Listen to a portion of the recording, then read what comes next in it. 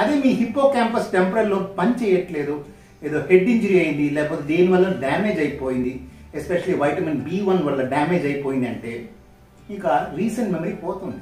మీరు ఇమీడియట్ గా గుర్తుపెట్టుకోవచ్చేమో కానీ 15 నిమిషాల తర్వాత అయితే మీరు గుర్తుపెట్టు. నమస్కారం అండి, welcome to my YouTube channel. నేను మీ పద్మావతిని మాట్లాడుతున్నాను. ఎలా ఉన్నారు మీరంతా? మన మెమరీని ఇంప్రూవ్ చేసుకోవడం ఎలా అని డాక్టర్ సిరిగుడి శ్రీనివాస్ గారు, న్యూరో ఫిజిషియన్, ఆయన అడిగి తెలుసుకుందాం. థ్యాంక్స్ అండి, నమస్కారం అండి. నాకు ఈ చక్కటి అవకాశం ఇచ్చినందుకు మీకు మీ యూట్యూబ్ ఛానల్కి ధన్యవాదాలండి. నమస్కారం అండి. నేను డాక్టర్ సిరిగుడి శ్రీనివాస్, న్యూరో ఫిజిషియన్ మాట్లాడుతున్నాను. ఈవేళ నేను జ్ఞాపక శక్తి గురించి, మన మెమరీని ఎలా ఇంప్రూవ్ చేసుకోవాలి గురించి, మెమరీ లాస్ని ఏమంటారు, దాని కారణాలు ఏంటి అంటే డిమెన్షియా గురించి చెప్తూ ఉంటాను. ఈ మెమరీ జ్ఞాపక శక్తి అనేది టెంపరల్ లోబ్ అని ఒక బ్రెయిన్లో ఒక విభాగం దాంట్లో ఉంటుంటుంది. మన మెమరీని 3 విభాగాలుగా డివైడ్ చేయొచ్చు.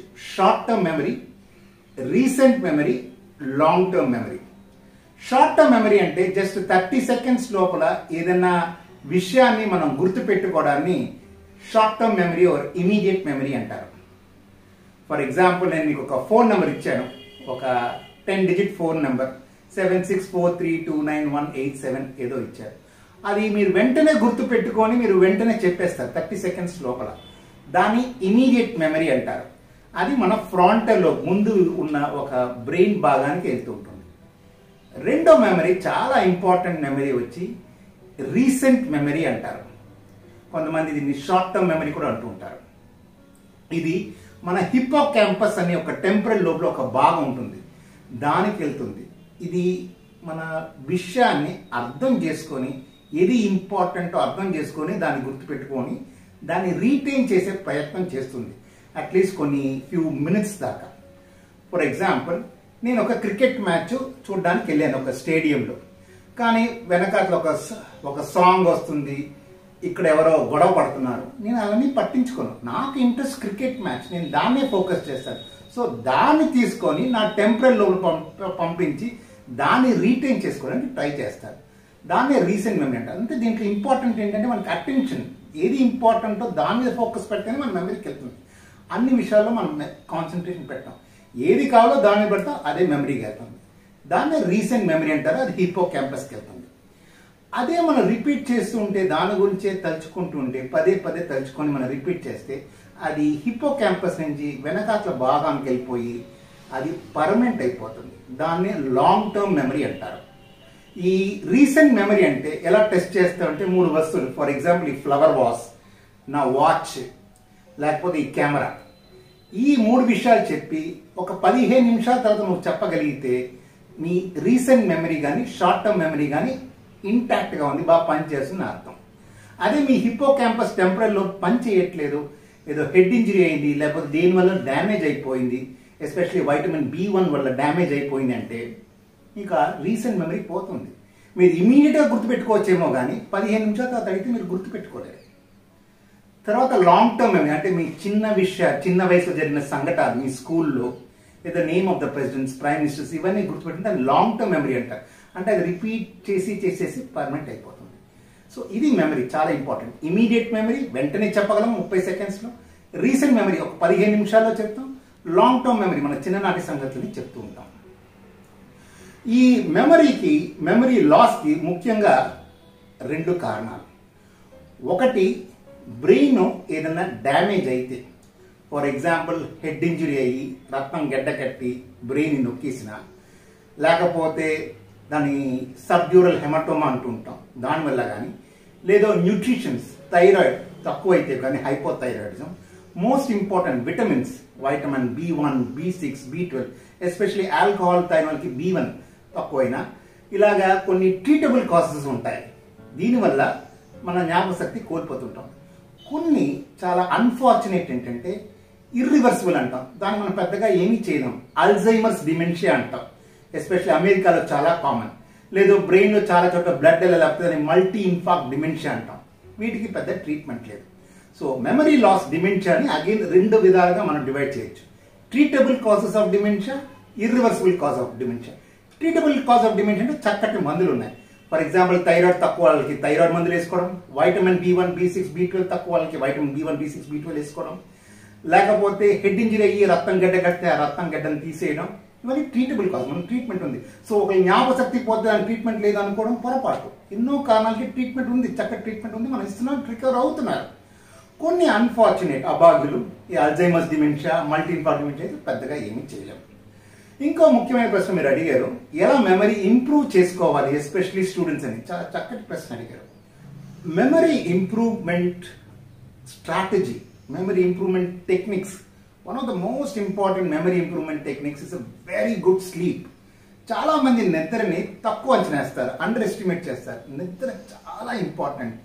24 గంటలు మనం 3 మంది నిద్రలోనే గడపాలి. 8 అవర్స్ మన నిద్రలో గడపాలి.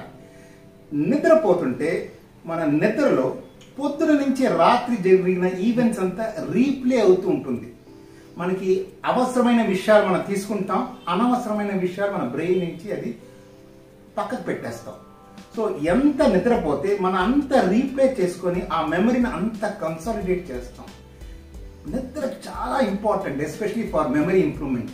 24 గంటలో 3వ వంతు కనీసం 8 అవర్స్ నిద్రలో గడపాలి. సో నిద్రలో పడుకుంటే మీ మెమరీ ఇంప్రూవ్మెంట్ అవుతుంది, ఎందుకంటే మీరు రీప్లే చేసుకొని అవసరమైన విషయాలు తీసుకొని అనవసరమైన విషయాలు వదులుతారు. హిప్పో క్యాంపస్ స్టోర్ అవుతుంది, హిప్పో క్యాంపస్ నుంచి మిగతా చోటుకి వెళ్ళే అవకాశాలు ఉంటుంది. సో నిద్రపోవడం చాలా ఇంపార్టెంట్.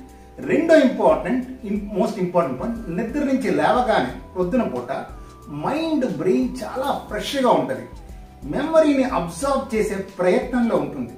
దీనికి చక్కని ఎగ్జాంపుల్ ఏంటంటే, ఒక స్పాంజ్ ఎలాగైతే వాటర్ని అబ్జర్వ్ చేయడానికి రెడీగా ఉంటుందో అలాగే పొద్దున పూట చక్కగా మనం నిద్రపోయి పొద్దున లేవగానే ఒక 5 o'clock లేదా మార్నింగ్ 4 o'clock బ్రెయిన్ ఫ్రెష్గా ఉంటుంది. Come on, give me information, I'm ready to observe అన్న స్టేజ్లో ఉంటుంది. సో ఆ టైంలో మనం చక్కగా చదివితే మెమరీ బాగా షార్పన్ అయ్యి మనకి బాగా జ్ఞాపకశక్తి పెరుగుతుంది. సో నిద్ర అనేది చాలా చాలా important. One of the most important reasons for enhancing memory is good sleep of at least 8 hours. Second, nutrition. నేను చెప్పినట్టు వైటమిన్ B1, B6, B12 ఇవన్నీ మెమరీని ఎన్హాన్స్ చేసే ఒక ఇంపార్టెంట్ న్యూట్రియంట్స్. సో మంచి న్యూట్రిషియస్ ఫుడ్ తీసుకోవడం కూడా చాలా ఇంపార్టెంట్. థర్డ్ ఇంపార్టెంట్ ఏంటంటే రెపిటీషన్. రిపీట్ చేస్తూ ఉండాలి. మీరు ఒక్కసారి చదివితే ఫస్ట్ డే గుర్తుంటుంది, సెకండ్ డే కొంచెం మర్చిపోతారు, థర్డ్ డే ఇంకా మర్చిపోతారు, ఫోర్త్ డే అసలు గుర్తుండదు. సో దీన్ని ఫర్గెటింగ్ కర్వ్ అంటారు. సో మీరు రిపీట్ చేస్తూ ఉంటే, మళ్ళీ రిపీట్ చేస్తూ ఉంటే ఫంక్షనల్ చేంజెస్ కల్లా స్ట్రక్చరల్ చేంజెస్ అయిపోతుంది. అంటే మీ బ్రెయిన్లో ఒక పార్ట్ అయిపోతుంది. మీరు రిపీట్ చేస్తున్న కొద్దీ అది మీ అలా రిపీట్ అయ్యి ఫంక్షనల్ చేంజెస్ కాస్త స్ట్రక్చరల్ చేంజెస్ అయ్యి మీ బ్రెయిన్లో ఒక పార్ట్ అయిపోతుంది. అందుకని మీరు ఎన్నటికీ మరవరు. ఫర్ ఎగ్జాంపుల్ మీ అమ్మ, మీ నాన్న పేరు లేదా మీ యొక్క స్కూల్ ఎడ్యుకేషన్ మీరు ఇప్పుడు మరవరు, ఎందుకంటే మీరు రిపీట్ చేస్తారు. మదర్ ఫాదర్స్ నేమ్ రిపీట్ చేస్తారు, మీరు ఏ స్కూల్ వచ్చేది రిపీట్ చేస్తారు. సో రెపిటేషన్ ఎన్నిసార్లు రిపీట్ చేస్తే మీకు అంత మంచిది. సో కొంతమంది అంటారు వాళ్ళకి బాగా జ్ఞాపకశక్తి ఉంది డాక్టర్ గారు, నాకు లేదని. కాదు, వాడు బాగా కష్టపడ్డాడు, బాగా రిపీట్ చేసుకున్నాడు, బాగా ఇప్పుడు in lot of hard work. So repetition is very very important. Third thing, మనకి పరిశోధన తేలింది ఏంటంటే visual imaging will be better remembered. అంటే మనం చదివే పుస్తకాల కన్నా దాన్ని ఒక డయాగ్రామ్ గా రిప్రజెంట్ చేయడము లేదా ఒక వీడియో పరంగా చూడడము మనకి బాగా గుర్తుండిపోతుంది, జస్ట్ ఈ రిటర్న్ వర్డ్స్ కాకుండా. అందుకని ఒక మంచి ఎగ్జాంపుల్, మీరు సినిమా చూడండి, మీకు ఎన్నాలైనా కూడా మీరు జనరల్గా గుర్తుండిపోతుంది. ఎందుకంటే సినిమా ఒక విజువల్ ఇమేజ్. సో విజన్ ఎప్పుడు మనకు గుర్తుపెట్టుకుంటాం. అందుకని మీరు ఏదైనా చదివితే వెంటనే దాని విజన్ తోటి కంపేర్ చేసుకోండి. ఫర్ ఎగ్జాంపుల్, మీరు ఒక భగవద్గీత గురించి చదువుతున్నారు, వెంటనే ఒక టెంపుల్ని కంపేర్ చేసుకోండి. ఒక బైబిల్ రిలేటెడ్ టు చర్చ్ని ఊహించుకోండి. లేకపోతే ఇంకేనా, ఫర్ ఎగ్జాంపుల్ ఖురాన్, మాస్ని ఊహించుకోండి. So you should relate to a visionary object. విజన్లో కన్వర్ట్ చేసే ప్రయత్నం చేయండి. వీడియోస్ ఎక్కువ చూడండి, యూట్యూబ్ వీడియోస్, ఎడ్యుకేషన్ వీడియోస్ ఎక్కువ చూడండి. విజన్లో చూస్తేనే మీకు ఎక్కువ సార్లు గుర్తుండిపోతుంది. సో విజన్లో కన్వర్ట్ చేసుకోండి, రిపీట్ చేసుకోండి, న్యూట్రిషియస్ విటమిన్స్ తీసుకోండి, బాగా నిద్రపోండి. ఇది చాలా ఇంపార్టెంట్. ఇది కాకుండా కొన్ని టెక్నిక్స్ ఉన్నాయి, యాక్రోనిమ్స్ అంటారు. ఫర్ ఎగ్జాంపుల్, C5 అనే ఒక నరం ఉంది, కొన్ని మసిల్స్ సప్లై చేస్తుంది. అది ఎలా గుర్తుపెట్టుకోవడం? బైసెప్స్, ఇన్ఫ్రాస్పైనేటిస్, రాంబాయిడ్స్, డెల్టాయిడ్, సుప్రాస్పైనేటిస్ అని చెప్పేస్తున్నాను. ఎలా నేను ఈజీగా చెప్పగలను? నేను దాని యొక్క ఫస్ట్ లెటర్ అన్ని చేసి ఒక యాక్రోనిమ్ చేశాను, దాన్ని బర్డ్స్ గా మార్చాను, BIRDS. B for biceps, I for infraspinatus, R for rhomboid, D for deltoid, and S for supinator. So నేను అక్రోనిమ్ చేసుకుని నాకు ఈజీగా ఉంది. సో ఏదైనా సరే మీరు అక్రోనిమ్స్ చేసుకోండి. ఇంకో విషయం ఏంటంటే మీరు దాన్ని స్ప్లిట్ చేయాలి. దాన్ని చంకింగ్ మెథడ్ అంటారు. ఫర్ ఎగ్జాంపుల్ 9 నెంబర్స్ ఫోన్ ఉంది. 932178341 ఉంది. 3 లెటర్స్ గా ఒక గ్రూప్ గా చేసేయండి. 3 లెటర్స్ గా పెట్టుకుంటే మీరు బాగా గుర్తుండిపోతుంది. లేదా 2 లెటర్స్ గా పెట్టుకోండి. ఆ మొత్తం 9 నెంబర్స్ రిమెంబర్ చేసుకోవడం కష్టం. దీన్ని చంకింగ్ మెథడ్ అంటారు. సో ఇది కూడా చాలా ఇంపార్టెంట్. ఇంకోటి ఏదైనా సరే ఒక స్టోరీ చేయడానికి ప్రయత్నించండి.